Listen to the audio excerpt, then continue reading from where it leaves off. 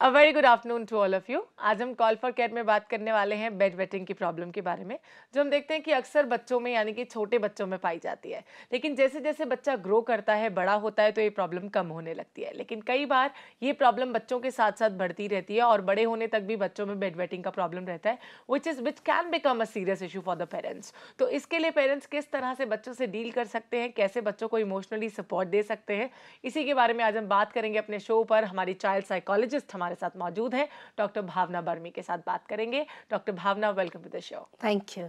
Doctor Bhavna, जैसे कि मैंने कहा कि जैसे जैसे बच्चा ग्रो करता है, यानी कि बढ़ती उम्र के साथ बच्चे का बेड वेटिंग का प्रॉब्लम खत्म होने लगता है। लेकिन कई बार बच्चों के साथ रह जाता है बेड वेटिंग का प्रॉब्लम। अब इसे हम एक तरह का स्लीप डिसऑर्डर ही कहेंगे, जिसमें बच्चा प्रॉपर्ली सो भी नहीं पाता और ये प्रॉब्लम भी बच्चे के साथ लगा रहता है। सबसे पहले जानना चाहूंगी, क्यों होती है बेड वेटिंग की समस्या? नमिता, बिल्कुल आपने ठीक कहा कि इंसोम्निया जिसे हम कहते हैं, स्लीप डिस्टर्बेंस जिसे हम कहते हैं, उसमें से एक फेज होता है जो बेड वेटिंग का फेज होता है। और ये बेड वेटिंग का फेज बच्चों में अक्सर देखा जाता है, बॉयज और गर्ल्स दोनों में देखा जाता है। बॉयज में गर्ल्स की मात्रा में डबल देखा जाता है। गर्ल्स में बेड वेटिंग पहले खत्म हो जाती है, बॉयज में अक्सर थोड़ी लेट चलती जाती है। These are the basic facts.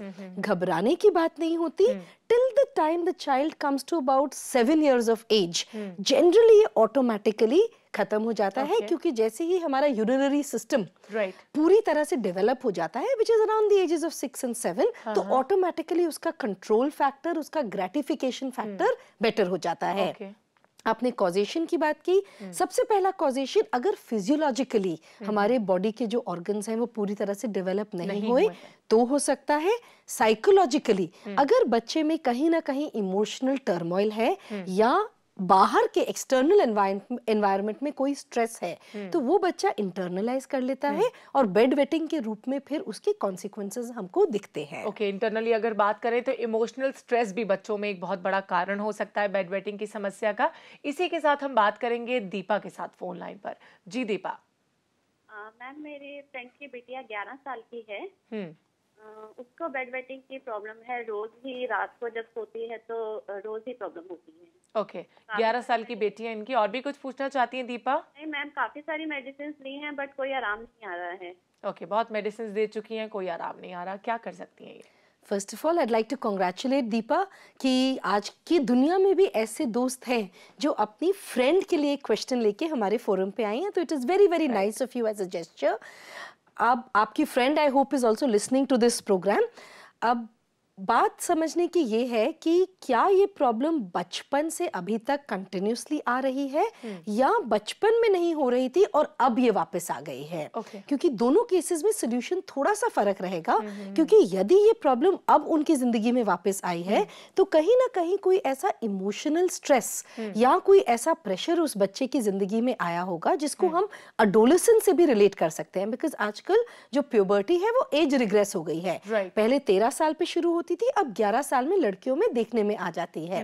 तो अगर ये प्यूबर्टी से कोरिलेटेड है तो फिर इसका एक हार्मोनल चेकअप होना बड़ा जरूरी है।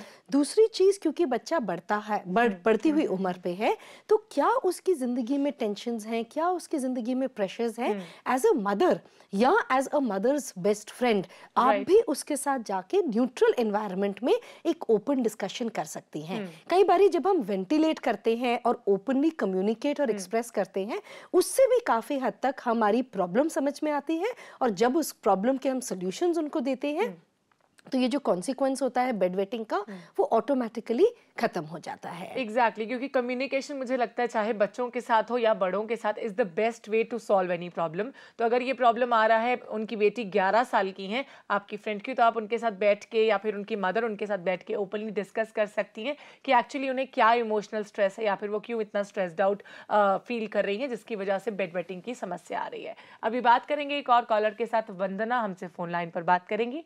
जी वंदना। हाँ, एक्चुअली मेरी बेटी वो 7 साल की है जी। थोड़ी पतली है और हाइट उसकी थोड़ी कम है। पहले तो उसको बेड वेटिंग की बहुत प्रॉब्लम थी, बट अब जैसे वो 7 इयर्स की हो गई है तो उसकी बेड वेटिंग कम है, बट तब भी जैसे हम एसी में सोते हैं, थोड़ी ठंडक हो तो वो मतलब तब भी बेड वेटिंग करती है, जबकि रात को हम उसको यूरिन और सब करा के सुलाते हैं। तो क्या प्रॉब्लम कि मैं ट्राई टू गिव उसको न्यूट्रिशियस डाइट वगैरह सब देते हैं। आई डोंट थिंक कोई इमोशनल प्रॉब्लम वगैरह ऐसे है। ओके, क्या कर सकती है अपनी बेटी की प्रॉब्लम को सॉल्व करने के लिए? इन्होंने कहा कि अभी बेड वेटिंग का प्रॉब्लम थोड़ा कम हो गया है, लेकिन जब भी कभी ठंडक भरा एटमॉस्फेयर होता है या बाहर मौसम में चेंजेस होते हैं तो इस तरह का प्रॉब्लम फिर से आ जाता है। स्पेशली जैसे आज का दिन बाहर भी गीला गीला, तो वी मस्ट प्रिवेंट कि अंदर भी गीला गीला ना रहे। Now very important it is जो ये ऑलरेडी कर रही हैं, क्योंकि जो ये बिटिया है थोड़ी सी अंडरवेट है, तो हो सकता है कि पूरी तरह से अभी ऑर्गन्स नहीं डेवलप हुए हो। So the nutritious balanced diet and lifestyle will definitely help. इसके साथ साथ उनको एक स्लीप हाइजीन का प्रोग्राम इनकॉर्पोरेट कर लेना चाहिए, जिसके अंदर सोने से करीबन 2 घंटे पहले ये बिल्कुल भी लिक्विड्स कम से कम बच्चे को दे, और एटलीस्ट 45 मिनट्स पहले तो लिक्विड्स बिल्कुल ही बंद कर दें। सोने से पहले थोड़े से ये जो रॉ चनाज होते हैं या रोस्टेड चनाज होते हैं वो बच्चा खा सकता है। एक मुट्ठी भर चना अगर वो खा लेगा, चना एज अ डाइट हैज क्या कहते हैं, हाइड्रेशन सोकिंग पावर्स। तो इस कैपेसिटी की वजह से जो एक्सेस लिक्विड उस बच्चे के शरीर में है वो उसको सोक कर लेगा। तीसरी चीज, जैसे ये ऑलरेडी कर रही हैं, उसको टॉयलेट रात सोने से पहले जरूर कराएं, एंड ग्रेजुअली अभी अलार्म लगा के एवरी 4 आवर्स पे उसको फिर से उठा के टॉयलेट के लिए लेके जाएं। ग्रेजुअली देखा जाएगा कि ब्लैडर कंट्रोल धीरे धीरे और इम्प्रूव हो जाएगा। जैसे पहले से अभी तक ऑलरेडी इतनी इम्प्रूवमेंट्स आई हुई हैं, धीरे धीरे करके और भी आ जाएगी, क्योंकि ये कंडीशनिंग भी हो रही है कि धीरे धीरे उसको एक ब्लैडर कंट्रोल आता जाएगा और ये प्रॉब्लम ऑटोमेटिकली दूर हो जाएगी। एग्जैक्टली, क्योंकि उसकी हैबिट में डेवलप हो जाएगा। जैसे कि डॉक्टर भावना ने कहा कि आप अलार्म लगा के रख सकती हैं, एवरी 4 आवर्स में उन्हें उठाकर यूरिन के लिए भेज सकती हैं, और साथ साथ रात में सोने से पहले कम से कम 45 मिनट्स तक उन्हें यूरिन का यानी कि लिक्विड का इंटेक ना दें। अभी बात करेंगे शिप्रा के साथ। जी शिप्रा। हेलो। हाँ, वेरी गुड आफ्टरनून शिप्रा, क्या पूछेंगे आप?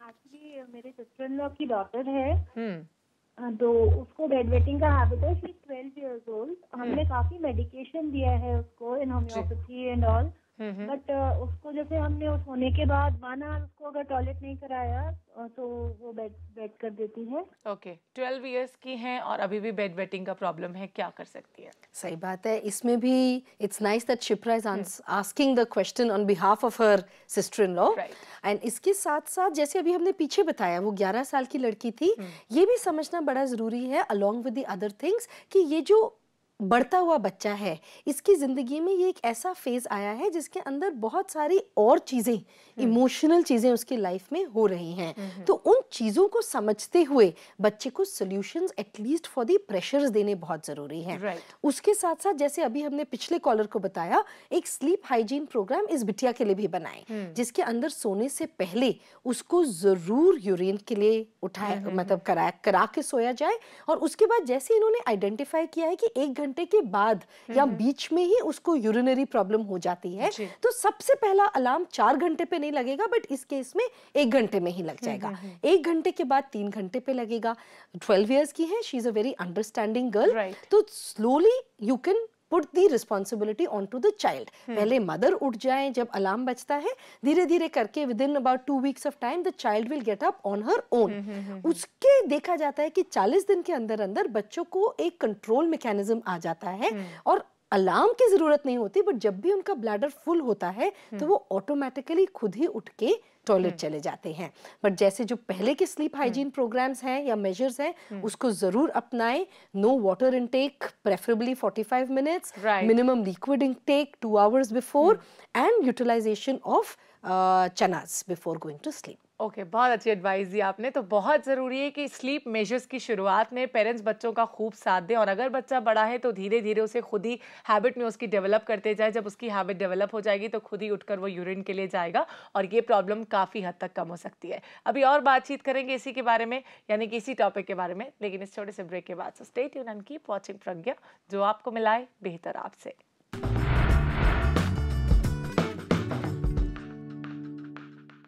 कई बार पेरेंट्स अपना पेशेंस लूज कर देते हैं जब बच्चों के साथ बेड वेटिंग की प्रॉब्लम आती है, या फिर इनफैक्ट कोई भी प्रॉब्लम अगर आती है तो बच्चों को वो ये भूल जाते हैं कि प्यार से समझाना कितना इंपॉर्टेंट है, बजाय उन्हें डांटने फटकारने के या फिर उन्हें क्रिटिसाइज करने के। तो जब बच्चों को इमोशनल सपोर्ट की ज़रूरत होती है और पेरेंट्स ही उनके साथ नहीं खड़े होते तो बच्चा और ज़्यादा इमोशनली स्ट्रेस्ड आउट फील करने लगता है और बेड वेटिंग की समस्या बजाय घटने के बढ़ने लग जाती है। तो ये तो हैं इसके साइड इफेक्ट्स। तो पेरेंट्स को किस तरह से डील करना चाहिए, इसी के बारे में और बातचीत करेंगे डॉक्टर भावना के साथ। लेकिन उससे पहले ममता हमारे साथ फोन लाइन पर बात करेंगी। जी ममता। हेलो जी ममता, गुड आफ्टरनून, क्या पूछेंगी? गुड आफ्टरनून मैम, आप दोनों को मेरा नमस्कार। नमस्कार, बताइए। और हमारी बेटी है 11 साल की, तो उसको मतलब 2-3 साल की थी तभी से ये प्रॉब्लम है, और उसको दिन में भी ये प्रॉब्लम हो जाती है। स्कूल जाती है अभी तो उसे नैपी पैड पहना करके भेजना पड़ता है। ओके। रात में तो होता ही है और दिन में भी हो जाता है। ओके। 11 साल की है इनकी बेटी। इन्होंने कहा कि बचपन से ये प्रॉब्लम है, जब वो 2 साल की थी दिन में भी ये प्रॉब्लम रहता है। क्या कर सकती हैं? ममता, आई थिंक सबसे पहले तो आपको इसका एक पूरा फिजियोलॉजिकल जांच कर लेनी चाहिए, बिकॉज बचपन से अभी तक ये प्रॉब्लम कंटिन्यू हो रही है और सिर्फ रात के टाइम पे नहीं हो रही है, दिन पे भी हो रही है। तो कहीं ना कहीं इसका जो यूरिनरी सिस्टम है इसमें कहीं ग्रोथ में मुझे बाधा दिख रही है। तो आपके पीडियाट्रिशियन से या जनरल फिजिशियन से ज़रूर आप सलाह करके एक पूरे इसके रूटीन टेस्ट होते हैं वो आप ज़रूर करवाइएगा। सेकेंड चीज़ ये है कि since the child is going through a problem, तो इसको बच्चे को भी ये बड़ी लिमिटेशन लगती होगी, तो आप बच्चे को सपोर्ट जरूर दीजिएगा और कहिएगा ये एक ऐसी तकलीफ है जो बाकी तकलीफों की तरह ही है। तो उसको मतलब आप इमोशनली डीमीन मत कीजिए, कभी भी ह्यूमिलिएट मत कीजिए, और स्पेशली दूसरों के सामने तो कभी भी क्रिटिसाइज मत कीजिए, क्योंकि ये करने से उसके अंदर जो ऑलरेडी एग्जिस्टिंग स्ट्रेस है वो मल्टीप्लाई हो जाएगा और ये प्रॉब्लम भी प्रोपोर्शनेटली मल्टीप्लाई ही होगी। तीसरी चीज, क्योंकि ये दिन में भी हो रही है एंड इसका ब्लैडर कंट्रोल अभी तक नहीं आया है, तो रूटीन से एवरी 1.5 आवर्स उसको ऑटोमेटिकली टॉयलेट आए या ना आए वो अपने टॉयलेट पे जाए और प्रेशर लगा के जितना भी यूरिनरी कंट्रोल कर सकती हैं उसको करके फिर अपना रूटीन दिनचर्या चलाए। तो कहीं ना कहीं एक बैलेंस जरूर आएगा और ये जो बेड वेटिंग की प्रॉब्लम है ये खत्म हो जाएगी। राइट, आपने बहुत अच्छे से एक्सप्लेन किया कि बच्चों को इमोशनल सपोर्ट करना कितना ज़रूरी है, क्योंकि जब बच्चा इमोशनली स्ट्रेस्ड आउट फील करता है तो आई थिंक पर्सनली कि उन्हें पेरेंट्स की सबसे ज़्यादा ज़रूरत होती है, और ख़ास करके जब बच्चा छोटा होता है तो पेरेंट्स बच्चों के रोल मॉडल होते हैं। इसी के साथ साथ जो भी वो करते हैं आगे बच्चा वही सीखता है, ये तो हम सब जानते हैं, लेकिन उस वक्त पर बच्चे को सपोर्ट करना बहुत ज़रूरी हो जाता है। डॉक्टर भावना, किस तरह की वीकनेसेस होती हैं शरीर में? जैसे कि अभी अभी हमसे कॉलर ने सवाल किया कि उनकी बेटी को स्कूल जाती है तब भी ये प्रॉब्लम होता है, तो किस तरह की वीकनेस की वजह से बेड वेटिंग की समस्या और एग्रावेट हो सकती है? देखिए, फिजियोलॉजिकली देखा जाए तो जब हमारे पूरे बॉडी ऑर्गन्स की ग्रोथ पूरी तरह से नहीं होती या डेवलपमेंटल स्लो होती है तो फिर ऐसी प्रॉब्लम्स दिखने आती हैं।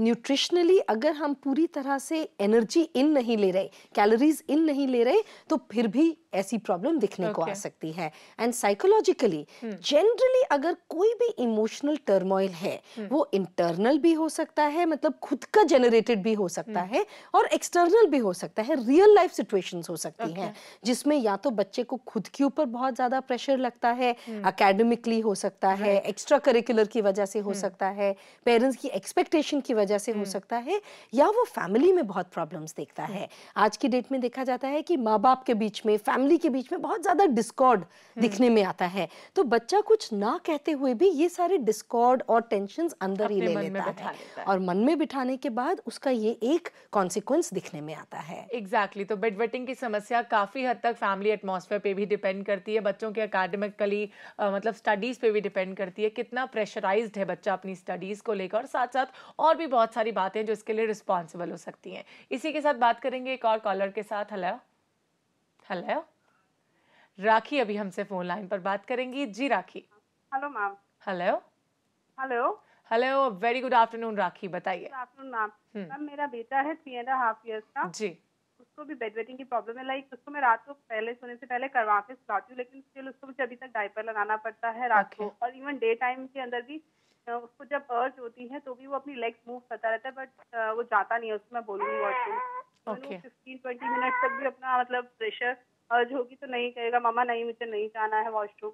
और इवन अब स्कूल जाता है तो भी कई बार ड्यूरिंग डे टाइम उसके एक्स्ट्रा पैंट वगैरह भेजना पड़ता है जी। और सेकंड उसके अंदर ना एक और है कि वो अभी भी ना, मेरी आपसे पहले भी बात हुई थी जी, मैंने उसे बताया था कि उसके अंदर मतलब वो बीट बहुत करता है, लाइक बच्चों को, इवन मुझे भी कई बार सबके सामने ऐसे कर देता है और बहुत ज्यादा उसके अंदर ही वेरी एग्रेसिव और गुस्सा बहुत है।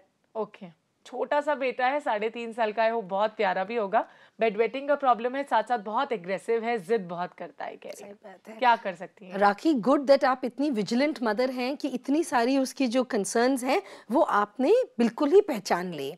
अब 3.5 साल का है तो bed wetting is not a real major concern in your life, क्योंकि जैसे हमने प्रोग्राम के शुरू में बताया धीरे धीरे करके 6-7 साल तक स्पेशली इन बॉयज ये प्रॉब्लम ऑटोमेटिकली भी कम हो जाती है। दूसरी चीज, क्योंकि अभी उसको अर्ज हो रही है पर वो आपको बता नहीं रहा, तो उसका आप एक रूटीन बिहेवियर चार्ट बना दीजिए जिसके अंदर घंटे 1.5 घंटे में उसको ऑटोमेटिकली टॉयलेट जाने का एक कंडीशनिंग रिस्पॉन्स अपनी लाइफ में लेके आना चाहिए। इसके साथ साथ आप एज अ मदर उसको पॉजिटिवली रीइंफोर्स करिए कि जब भी वो टॉयलेट गया तो उसके बाद आके उसको या तो एक स्माइली दे दी हमने या एक स्टार दे दिया, ताकि उसको लगा कि हाँ, मेरे जब मैं ऑटोमेटिकली टॉयलेट जाता हूँ या जब मुझे अर्ज महसूस होती है और उसके बाद मैं टॉयलेट जाता हूँ तो I am getting positively rewarded और अ स्मॉल इंसेंटिव। वो स्माइल का हो सकता है, स्टार चार्टिंग का हो सकता है, और ऐसे करके वो automatically he will feel like going in the right direction. Same thing she can use for his aggression या स्टबर्ननेस जो वो कहती हैं, उससे डायरेक्टली बात कर सकते हैं कि देखो बेटा, जो इतना गुस्सा है इसका जो निष्कर्ष है ये बिल्कुल ही पॉजिटिव नहीं रहता, ना तुम्हारे लिए, ना तुम्हारे रिश्तों के लिए, और ना मम्मी और पापा की तुम्हारे रिलेशनशिप के लिए। तो इसके साथ जब भी तुम गुस्सा करो, instead of that you communicate what you want. Generally जो बच्चे का गुस्सा होता है, एग्रेशन होता है, it is an expression of some desire जो उसकी फुलफिल नहीं हो रही है। कम्युनिकेट कीजिए, हो सकेगा तो हम वो डिजायर आपकी जरूर पूरी करेंगे। और इसके साथ साथ यदि आप गुस्सा नहीं करेंगे, 2 घंटे में आपने गुस्सा नहीं किया तो आपको एक और स्माइली मिल जाएगी। End of the day we will count all the smileys that you get. End of the week पूरी स्माइलीज काउंट करके आपको इसका एक रिवॉर्ड मिल सकता है। वो मम्मी के साथ मैकडॉनल्ड्स जाना हो सकता है, गार्डन में जाना हो सकता है, एक नया टॉय लेना हो सकता है। So that is based upon क्या आप उसके साथ नेगोशिएट करें for all the good behaviours that he exhibits. Right, बहुत अच्छे से आपने बताया, क्योंकि बच्चों को रिवॉर्ड्स बहुत पसंद होते हैं। तो बेड वेटिंग की समस्या को सॉल्व करने के लिए भी आप यही रिवॉर्ड्स का फंडा उनके साथ अपना सकती हैं। लेकिन इसके बारे में अभी और बातचीत करनी बाकी है, करेंगे लेकिन इस छोटे से ब्रेक के बाद। So stay tuned and keep watching call for care.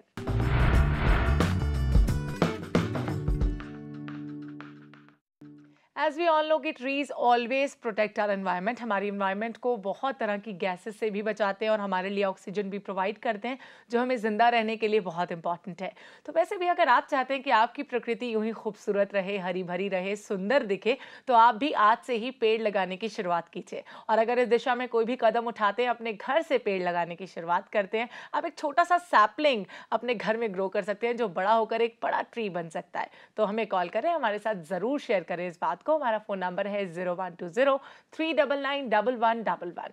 जैसे कि एक रिसर्च के मुताबिक वी हैव स्टडीड कि 70 से 80% लोग बच्चों में बिस्तर गीला करने की हैबिट होती है, यानी कि बेड वेटिंग की प्रॉब्लम आम होती है, जो बड़े होने तक नहीं रहती है। लेकिन मैं जानना चाहती हूँ, हमने बहुत सारी बात की कि क्या रीजंस हो सकते हैं और कैसे पता लगाएं कि बच्चा इसे कैसे सॉल्व करे। तो और क्या तरीके हैं जिससे रिवॉर्ड्स के जरिए बच्चे को ये समझाया जा सकता है कि बेड वेटिंग के क्या साइड इफेक्ट्स हैं। देखिए, बच्चा ऑलरेडी नोज की बेड वेटिंग एक ठीक चीज नहीं है, because he also feels very uncomfortable when he wets the bed. तो सबसे पहले ये चीज है कि कभी बच्चे को अनकंफर्टेबल नहीं करना चाहिए अबाउट हिज बिहेवियर। तो जो उसके कॉन्सिक्वेंसेस उसको समझाने चाहिए हैं, those need to be given in a very very positive light, कि यदि वो बेड वेट नहीं करता तो उसकी क्या अच्छी अच्छी चीजें होती हैं। क्योंकि कहीं ना कहीं बच्चा खुद भी एक एज में आके एम्बैरस फील करने लगता है जब वो रोजाना बेड वेटिंग करता है। बिल्कुल, and he feels very humiliated, specially जब हम उसको क्रिटिसाइज कर रहे हैं या उसके कंसर्न को बहुत ओपनली डिस्कस कर रहे हैं। सो इट इज बेटर कि सबसे पहले उसका जो कंसर्न है हम उसी के साथ डायरेक्टली कंसर्न करें, शेयर करें, उसको पूरी तरह से समझें कि इसके अलावा उसके पास कोई और कंसर्न्स तो नहीं है, और फिर उसके साथ बैठ के एक बिहेवियर चार्ट बना दें जिसके अंदर जब भी वो एक पॉजिटिव बिहेवियर दिखाता है या एक पूरी रात में वो बेड वेट नहीं करता, क्योंकि आपने स्लीप हाइजीन के प्रोग्राम्स भी लगाए हुए हैं, अलार्म बेल्स भी लगाई हुई हैं, उसको ब्लैडर कंट्रोल भी सिखाया हुआ है, तो उस समय उस सुबह जब वो उसने पूरी बेड वेट, अपनी पूरी रात बेड वेटिंग के बगैर गुजारी है, a lot of positive reinforcement verbally, non verbally and with something to express affection can also be given to him. तो उसको बहुत ही अच्छी इंकरेजमेंट मिलेगी और मोटिवेट वो होगा कि अगले दिन भी मैं कोशिश करूं कि पूरी रात में बिना बेड वेटिंग के ही निकालो। राइट, क्योंकि एंकरेजमेंट मुझे लगता है कहीं ना कहीं बच्चों की काफी मदद करता है, मोटिवेशन काफी मदद करता है इस प्रॉब्लम से बाहर निकलने के लिए। इसी के साथ अभी ऋतु के साथ फोन लाइन पर बात करेंगे। जी Ritu. Hello, good ma'am. Hello, good afternoon Ritu, बताइए। मेरी बेटी है तो बेड है। ओके, कितने साल की बेटी है आपकी? मैम वो है, तो मैंने उसको समझाया कि आप बेटे को बेड वेटिंग नहीं करते, मम्मा वेटिंग नहीं करती, तुम्हारी बेड वेटिंग करती है, आप करते हो, तो ये देखो बात है। तो उस पर मैंने समझाया और मैंने कहा बेटा जब आपको आता है आप खुद करके आए या मम्मा को करो। तो मैम वो रात को जब भी टॉयलेट आता था तो वो खुद उठ के टॉयलेट कराती थी, तो सुबह किसी से नहीं अप्रिशिएट करती थी। ओके, कई बार इन्होंने कहा कि बच्ची को इन्होंने समझाने की भी कोशिश की, 4 साल की इनकी बच्ची, बहुत ज़्यादा तो नहीं समझ पाई, लेकिन हाँ कभी कभी वो खुद ही उठ जाती थी रात को और बेड वेटिंग का जो प्रॉब्लम था कम हो गया था, लेकिन अभी फिर से ये प्रॉब्लम परसिस्ट कर रहा है। क्या कर सकती हैं? और इन्होंने जैसे कि आपने बताया कि अप्रिशिएट भी किया है काफ़ी अपनी बच्ची को। अब देखिए जो पेरेंटिंग है ना, ये बड़ा ही खूबसूरत एक ऐसा आर्ट होता है जिसमें कंसिस्टेंसी और पेशेंस बहुत जरूरी होता है।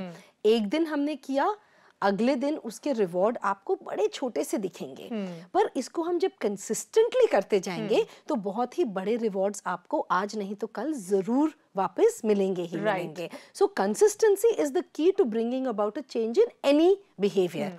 दूसरी चीज वो समझ जरूर रही है, क्योंकि काफी ऐसी रातें अब हैं जिसके अंदर वो बेड वेटिंग नहीं कर रही हैं और खुद ही उठकर रात को यूरिन के लिए जाती और खुद ही अपना यूरिनरी कंट्रोल, ब्लैडर कंट्रोल पे निर्धारित हो रही हैं, और वो भी इतनी छोटी उम्र में। That's a very good thing. 4 years like we discussed is not something to get very worried about. Gradually आप देखेंगे 6-7 साल तक ये ऑटोमेटिकली कम हो जाएगा, बट जो आपने good behaviour, good encouragement, good reinforcement शुरू की है उसको जरूर परसिस्टेंटली फॉलो कीजिए। और जो हमने स्लीप हाइजीन के मेजर्स बताए हैं उसको करते हुए जरूर आपकी ये प्रॉब्लम धीरे धीरे कम हो जाएगी। चलिए डॉक्टर भावना, आप यहाँ पर आई, आपने बहुत सारे तरीके बताए कि कैसे बच्चों की बेड वेटिंग को कंट्रोल किया जाए। इसके लिए आपका बहुत बहुत शुक्रिया। Thank you so much. शुक्रिया।